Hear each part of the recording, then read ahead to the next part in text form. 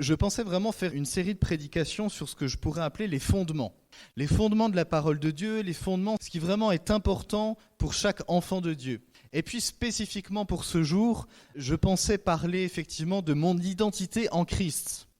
L'identité, c'est un sujet très actuel, vous l'avez remarqué ? On parle très souvent d'usurpation d'identité. Des fois, vous avez des personnes qui se retrouvent mais dans des situations catastrophiques parce qu'on leur a volé leur identité. L'identité, on la retrouve dans d'autres sujets d'actualité. Ces derniers temps, alors on en entend un petit peu moins parler, mais je ne sais pas si vous vous souvenez, on entendait beaucoup parler de ça. C'était finalement ce qui compose l'identité d'un pays. Vous savez, il y avait ces mouvements qui voulaient faire table rase sur finalement tout ce qu'un pays a pu vivre en bon, en moins bon, et puis les personnages historiques qui nous apparaissaient comme parfaits parce qu'ils avaient fait des choses extraordinaires. Quand on creuse un peu leur histoire, elle n'est pas si parfaite. Et puis certains mouvements disaient, mais ce gars a fait tellement de choses terribles sur l'esclavage par exemple, mais il faut l'ôter de l'histoire de France. Et puis, hélas aussi, une grande question, ces temps-ci aussi, c'est les changements d'identité. Alors c'est une question qui est là, qui est présente dans la société, particulièrement au niveau de la jeunesse. C'est une question qui est dure, c'est une question qui est difficile, et c'est une question auquel l'Église sera de plus en plus confrontée. Et il va falloir pouvoir y répondre à cette question-là. Alors, l'identité, selon la parole de Dieu. Pour le chrétien, l'identité, c'est un sujet crucial. Parce que le chrétien sait qu'il a eu par le passé une certaine identité et que lorsqu'il s'est converti, aujourd'hui il en a une nouvelle. Et parfois on a cette impression, je ne sais pas si vous l'avez déjà eu, mais on a cette impression que finalement c'est comme si on saisissait pas réellement notre identité d'enfant de Dieu. On la connaît bibliquement, on sait ce que la parole de Dieu nous dit sur le fait d'être enfant de Dieu, sur le fait d'être chrétien. Mais c'est comme si parfois on n'avait pas réellement compris ce que ça signifiait, ce que ça avait comme conséquence. Comme si parfois on n'avait pas saisi complètement ce que c'était. Alors ce matin, je voudrais me poser cette question, l'identité, qu'est-ce que c'est ? Alors vous avez tous normalement dans votre portefeuille un petit document qui s'appelle carte d'identité. Moi, si je vous avais mis en photo ma carte d'identité, vous auriez vu un jeune homme d'une vingtaine d'années avec une choucroute sur la tête. Pourtant, j'étais pas encore en Alsace à cette époque-là, mais j'avais une choucroute. Une carte d'identité, c'est finalement ce qui va permettre aux autorités de vous identifier. Ça va être ton nom, ton prénom, de ça on va en tirer ta famille. Mais ton identité, c'est pas juste ta carte d'identité. Ça va être aussi quoi ? Ton caractère, ta personnalité, tes traits physiques, ta façon de parler, de penser, d'agir. Ça va être tes défauts et tes qualités. Parce que tout ça, le bon comme le moins bon, voire le mauvais, forge en fait ton identité. Alors pourquoi c'est important de savoir qui on est ? Parce que je crois que déjà, si on ne sait pas qui on est, alors on est perdu. Prenons l'exemple d'une personne qui deviendrait amnésique, qui ne se souvient plus du tout qui elle est. C'est terrible pour cette personne. Elle a tout oublié sur elle-même. Donc elle ne sait plus qui elle est, donc elle est perdue. Pourquoi c'est important de savoir qui on est ? Parce que si on ne sait pas qui on est, on va essayer de se découvrir de plein de manières différentes. Et parfois, ces manières ne sont pas très bonnes. Si on n'a pas conscience de qui on est, alors on n'a pas conscience non plus de ce qu'on a et de ce qu'on fait. Imaginez qu'un prince ignore qu'il est prince et qu'un jour il peut devenir roi. Ah, c'est quand même ballot, hein ? Toute sa vie, il va vivre comme le commun des mortels, alors que ça se trouve, il a un palais qui l'attend. Mais il se saisira jamais de ça parce qu'il n'a aucune conscience de qui il est.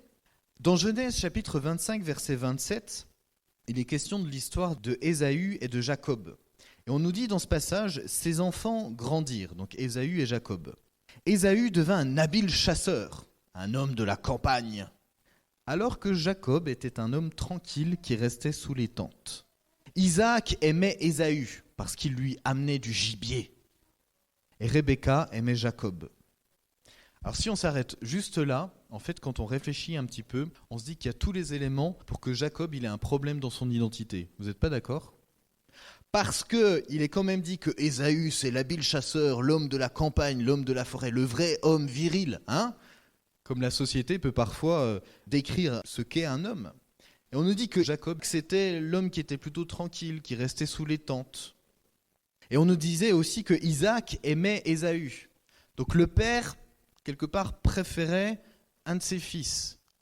Et la mère préférait aussi un de ses fils. Il y avait tous les éléments pour que finalement Jacob ait peut-être un problème dans son identité. Son prénom même à Jacob, vous savez ce que ça voulait dire ? Le supplanteur. Ça veut dire quoi ? C'est celui qui prend la place de quelqu'un en lui faisant perdre son crédit. C'est pas juste quelqu'un qui prend la place de quelqu'un d'autre, c'est quelqu'un qui prend la place en lui faisant perdre son crédit, en lui volant quelque chose. Et il va falloir à un moment donné que Dieu amène Jacob aux limites de son identité actuelle pour qu'il s'aperçoive qu'il a besoin de Dieu et qu'il s'aperçoive qu'il a besoin que Dieu lui donne une nouvelle identité. Dans Genèse chapitre 32, verset 28, Jacob fait une rencontre avec l'ange de l'Éternel et l'ange de l'Éternel lui pose cette question, « Quel est ton nom ?» Et Jacob répond, « Je m'appelle Jacob. » L'autre continue, « Tu ne t'appelleras plus Jacob, ton nom sera Israël. En effet, tu as lutté avec Dieu et avec les hommes et tu as été le plus fort. » Jacob lui demande, « Je t'en prie, dis-moi ton nom. » L'autre répond, « Tu veux savoir mon nom? Pourquoi donc ?» Puis il bénit Jacob. Jacob dit, « J'ai vu le visage de Dieu et je suis encore en vie. » Et il appelle cet endroit Pénuel ou Péniel, c'est-à-dire visage de Dieu. Dans cette histoire, la parole de Dieu nous dit que Jacob ne pouvait pas avancer plus loin dans sa vie et dans sa vie avec Dieu que si, à un moment donné, Dieu ne lui donnait pas une nouvelle identité. Son identité actuelle à Jacob, le supplanteur, le voleur, celui qui prend la place de quelqu'un d'autre, ne lui permettait pas d'aller plus loin avec Dieu. Il était comme bloqué dans sa vie. Et il a fallu que Dieu lui donne une nouvelle identité pour qu'il devienne réellement qui il devait devenir. Et pour qu'enfin il entre dans son appel et qu'enfin Dieu fasse de grandes et de belles choses avec lui. Alors l'identité, c'est aussi une histoire d'influence. Est-ce que vous avez conscience que vous êtes forcément influencé par quelque chose ou par quelqu'un? Est-ce que vous avez conscience de ça? Lorsqu'on est enfant, on est influencé par nos parents. Et on espère que c'est une influence positive, que l'éducation est positive. Mais on est influencé par sa famille, on est influencé par l'école, on est influencé par le collège, par le lycée, par les études, on est influencé par nos amis proches, on est influencé peut-être par des célébrités, on est influencé peut-être par des influenceurs. Vous connaissez ça? Les plus jeunes connaissent. Ceux qui ont 50 ans de vie chrétienne, vous connaissez les influenceurs? Alors, les influenceurs, qu'est-ce que c'est? Si on recherche une définition de ce qu'est un influenceur, on nous dit que c'est en matière de marketing, et puis aussi dans le sens le plus large du terme, c'est une personne qui, à travers son statut, à travers sa position, ou même son exposition médiatique, est capable d'influencer le comportement de consommation au sein d'un univers donné. Vous vous rendez compte du pouvoir de cette personne? Alors il porte bien son nom, l'influenceur. Il est capable de dire à une personne, faut que tu achètes ça, faut que tu te comportes comme ça, faut que tu dises ça. C'est assez fou, hein? Mais alors, si ton comportement change, si tes attitudes changent, si tes habitudes changent, alors une partie de ce qui faisait qui tu es change aussi. Donc, ton identité change.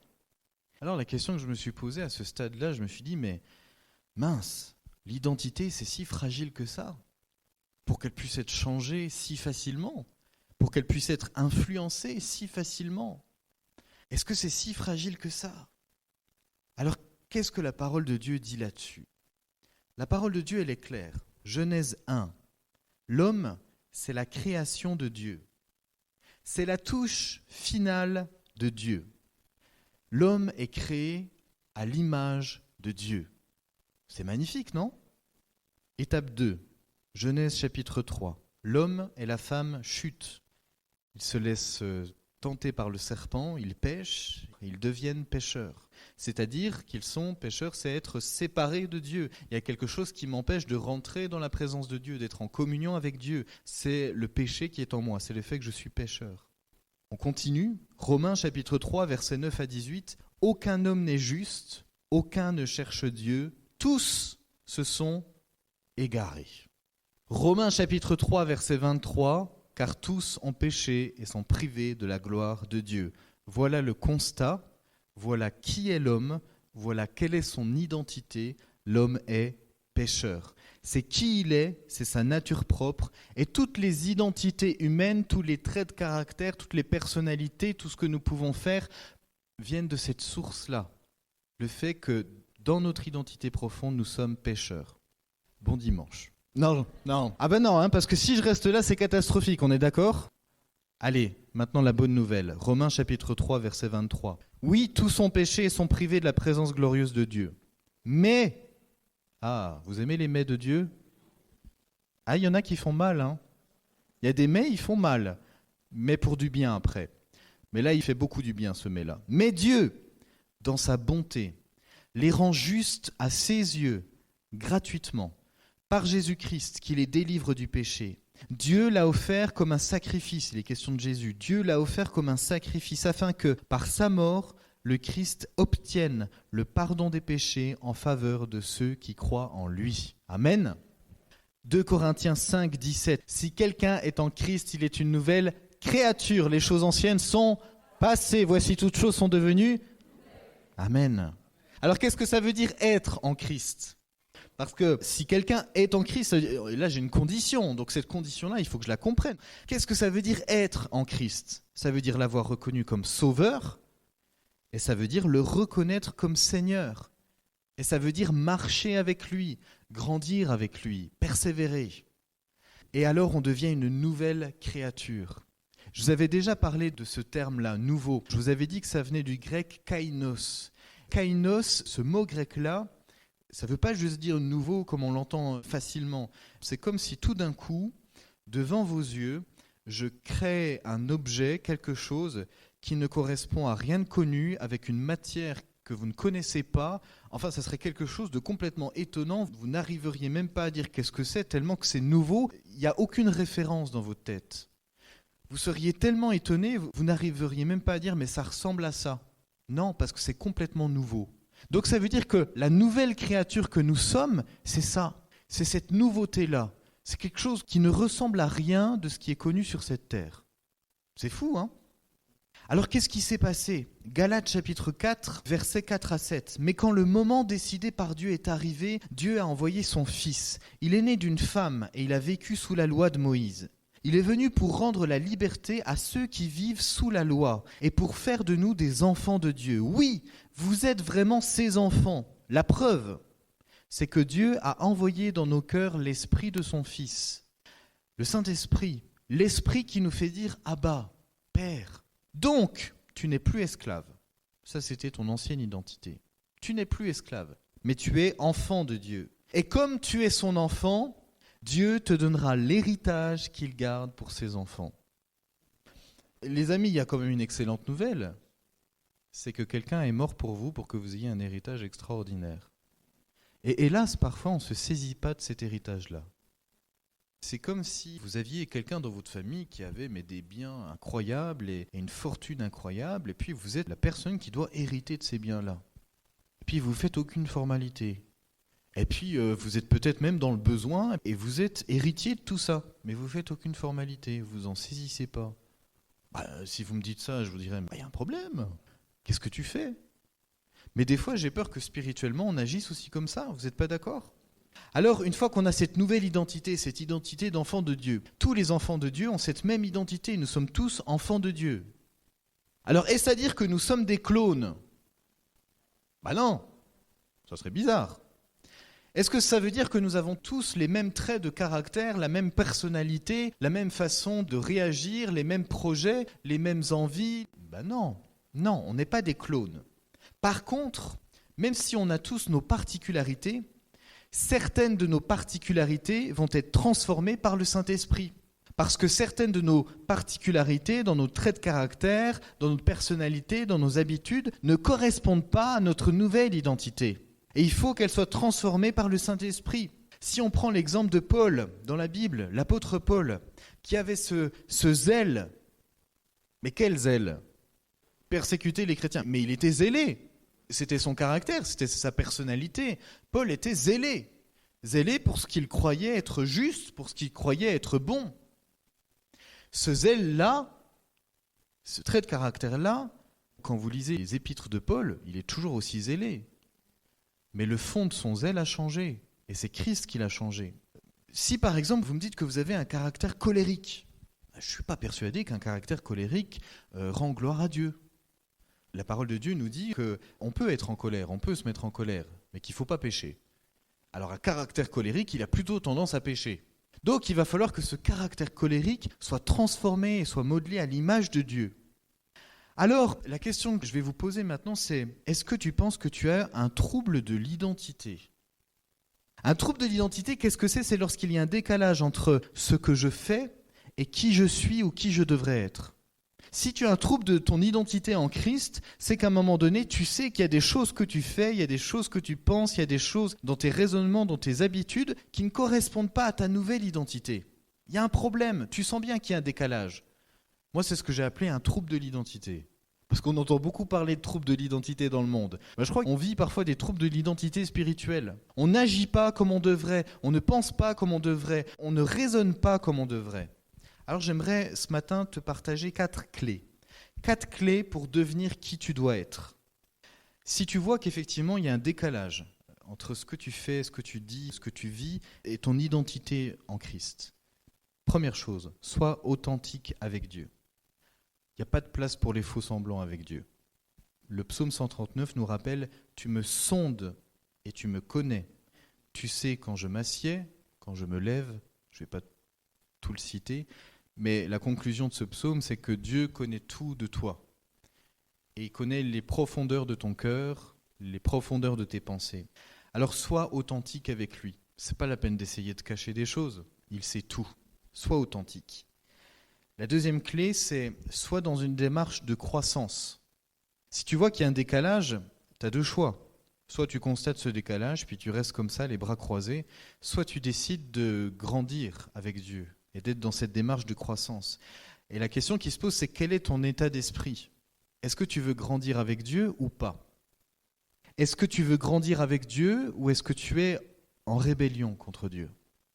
Parce que si tu es en rébellion contre Dieu, si finalement, lorsque tu lis la parole de Dieu, les choses que tu lis, tu vois bien que ça ne correspond pas à ce que tu vis et ça te met en colère. Ah, Dieu, il dit ça. Ah, la Bible, elle dit ça. Mais bon, là, mon ami, tu n'es pas dans une démarche de croissance. Tu es dans une démarche de rébellion. Et hélas, je pense que tu ne grandiras pas pour l'instant en tout cas. La troisième clé, c'est redéfinis-toi sans cesse et uniquement selon ce que Dieu dit de toi. Il faut se déconnecter de notre définition passée, de notre identité passée, de nos habitudes passées, de nos traits de caractère, de nos limites. Et ça prend du temps. Peu importe l'âge finalement auquel on se convertit, mais peut-être encore plus quand on se convertit un peu plus tard, mais on a parfois beaucoup d'années derrière nous, et des années d'habitude et de fonctionnement sans Dieu. Et tout ça a commencé à forger une identité. Et tout ça, il faut s'en débarrasser. Et il faut apprendre à raisonner selon la parole de Dieu. Et il faut sans cesse se redéfinir et uniquement selon ce que Dieu dit de moi. Qu'est-ce que Dieu dit de moi ? C'est ça que je suis. La 4e clé, c'est laisse Dieu te transformer par sa grâce. Mon ami, la grâce qui t'a sauvé, c'est la même qui continue à œuvrer en toi. Est-ce que vous vous rendez compte de la puissance de grâce qu'il a fallu pour que Jésus meure sur la croix ? Vous vous rendez compte de la puissance du sacrifice de Jésus, de ce que ça a coûté, de ce que ça a demandé, de ce qu'il a subi. Vous vous rendez compte de cette puissance-là ? Cette puissance de grâce qui se manifeste au moment où il se sacrifie, c'est la même puissance qui se manifeste en toi pour que tu changes au fur et à mesure. C'est la même puissance. Et des fois on l'oublie. 1 Corinthiens chapitre 1 verset 8, « Il vous affermira aussi jusqu'à la fin, pour que vous soyez irréprochables au jour de notre Seigneur Jésus-Christ. » Et les amis, je me suis rappelé de ça. C'est fou, hein ? Comme des fois, on connaît des vérités bibliques et il faut qu'à un moment donné, ça saisisse le cœur. Vous avez déjà vécu ça ? Tout d'un coup, vous vous dites, mais j'ai entendu ça toute ma vie, je le croyais, et pourtant j'ai l'impression de le redécouvrir. Eh bien moi, ce que j'ai redécouvert récemment, c'est que Dieu était pour moi et pas contre moi. C'est fou, hein ? De se dire ça.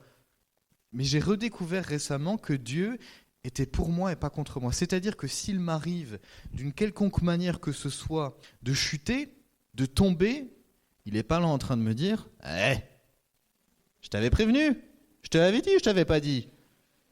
C'est pas ça. Est-ce qu'il n'est pas attristé ? Si. Est-ce que même parfois il ne peut pas être en colère ? Si. Je pense que si on persévère, il peut l'être. Mais il est pour moi. Il n'est pas contre moi. C'est-à-dire qu'alors même que je suis dans cet état-là, il est en train de me dire « Je ne veux pas que tu restes dans cet état-là. Le but, ce n'est pas que tu restes comme ça. Le but, c'est que tu grandisses. Je veux que tu grandisses. J'ai envie de ça. Je n'ai pas envie que tu sois toujours comme ça. J'ai envie que tu grandisses, j'ai envie que tu deviennes de plus en plus à mon image. Je veux qu'un jour tu sois irréprochable devant moi. Romains chapitre 2, verset 4, « Ne savez-vous pas que la miséricorde de Dieu vous pousse à changer votre manière de penser et d'agir ?» C'est l'amour de Dieu qui nous pousse à changer. 5e point, je crois que l'identité en Christ, c'est une question de foi et c'est une question d'amour. On vous l'a souvent dit, et je le redis, la foi, elle se base sur quelque chose de sûr et certain. Tu ne peux pas avoir la foi dans le fait que Dieu te transforme, que Dieu va faire quelque chose en toi, si tu n'es pas certain qu'il l'a dit. La foi, elle repose sur quelque chose que Dieu a dit. Donc tu ne peux pas être sûr que Dieu va te transformer si tu n'as pas lu que Dieu allait te transformer. Vous me suivez ? Mais pour ton identité en Christ, tu as une multitude de paroles de la part de Dieu pour toi dans la Bible. Et ce ne sont pas des versets en l'air. Dieu n'est pas un homme pour mentir. Ce sont des paroles qui sont puissantes. C'est la même parole qui a créé la terre, c'est la même parole qui est en train de te parler quand tu lis la parole et qu'elle te dit que Dieu va te transformer. C'est puissant. Et je crois qu'il faut recevoir cette parole-là. Alors si tu estimes qu'une chose qui vient de lui n'est pas utile ou n'est pas pour toi, tu ne recevras rien. Si tu estimes qu'une chose dont parle la parole de Dieu n'est pas utile, tu ne recevras pas. Parce que tu n'es pas dans cette optique de recevoir quelque chose. Et combien de fois on se prive de choses qui sont bonnes et qui sont utiles ? Ensuite, il faut croire. Il faut croire. Si tu te confies davantage dans tes limites, j'ai peur que tu agisses plus par doute que par foi. Si tu penses que non, Dieu ne peut pas te transformer, Dieu ne peut rien faire avec toi, Dieu ne peut pas transformer ce trait de caractère, Dieu ne peut pas agir dans ta personnalité, Dieu ne peut pas transformer tes habitudes, si tu ne le crois pas, tu agis par doute, par incrédulité, tu n'agis pas par foi. Il faut que tu crois. Ensuite, il faut que tu persévères. Ta nouvelle identité, c'est un fait et c'est un cheminement. C'est un fait. C'est-à-dire que lorsque tu te convertis au Seigneur Jésus-Christ, tu as une nouvelle identité. Amen. Tu l'as. C'est à toi, maintenant, à l'instant T. Grand mystère de l'Évangile, c'est aussi un cheminement. C'est comme la sanctification.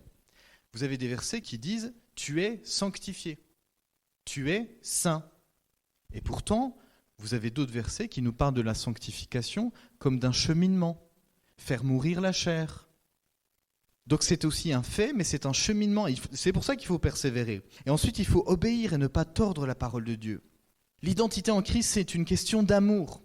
Ta nouvelle identité existe sur la base de l'amour de Dieu pour toi et l'amour que tu as pour Dieu. Galates chapitre 2, verset 20. « J'ai été crucifié avec Christ. Et si je vis, ce n'est plus moi qui vis.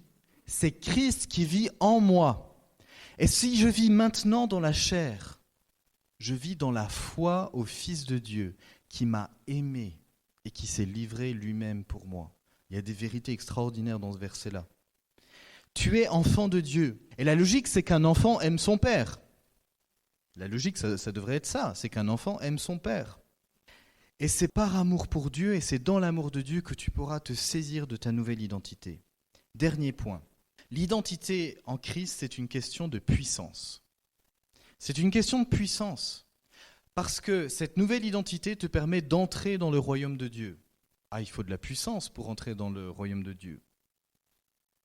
Ce sont les violents qui s'en emparent. Ta nouvelle identité te fait entrer dans le royaume de Dieu.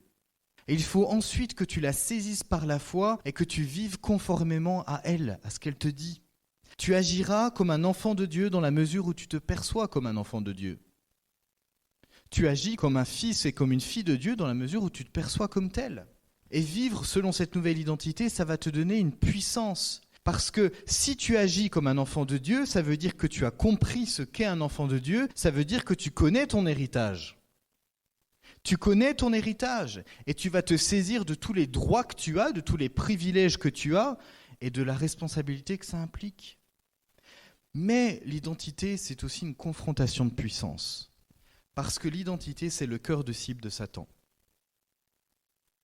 Parce que si Satan, il ne peut pas détruire ta foi, il peut essayer de détruire ton identité en Christ. Il va faire en sorte, regardez le monde dans lequel on vit, à quel point Satan a détruit tous les repères que Dieu a créés et qui sont bons. Regardez la notion de papa.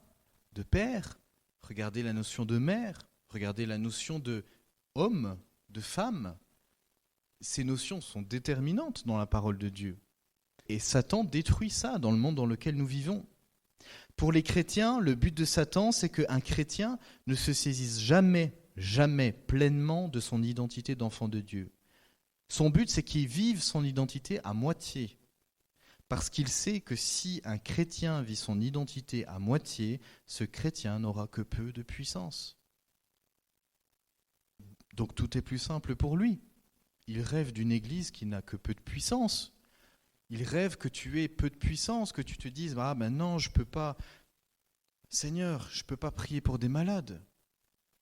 Regarde qui je suis, regarde comment je suis tellement mauvais. » Mais ton identité en Christ, c'est pas ça. Alors que par ton identité en Christ, prie pour des malades et que les malades soient guéris.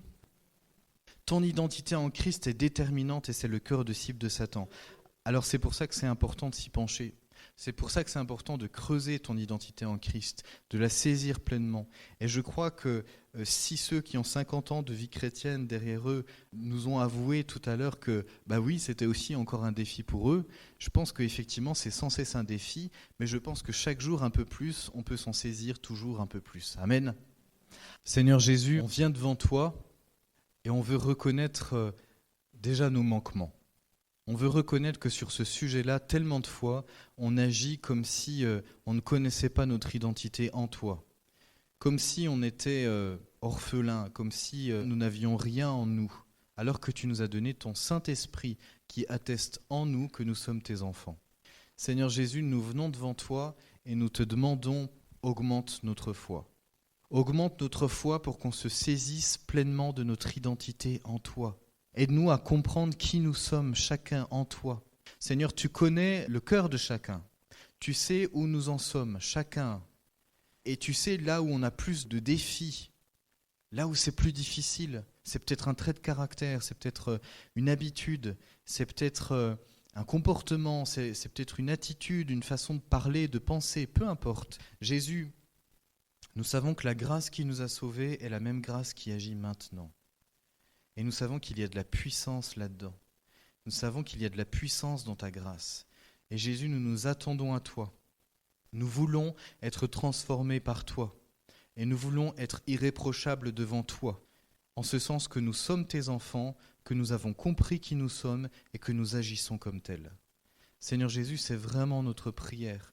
Nous nous attendons à toi parce que nous te faisons confiance pour que tu agisses conformément à ta parole. Nous mettons notre foi en action sur la base de ta parole, que lorsque nous reprendrons les versets qui nous parlent de notre identité, nous les prenions avec foi. Nous croyons que ce que tu dis, que ce que dit ta parole est vrai et juste et qu'elle est puissante pour nous transformer, pour agir au travers de nous.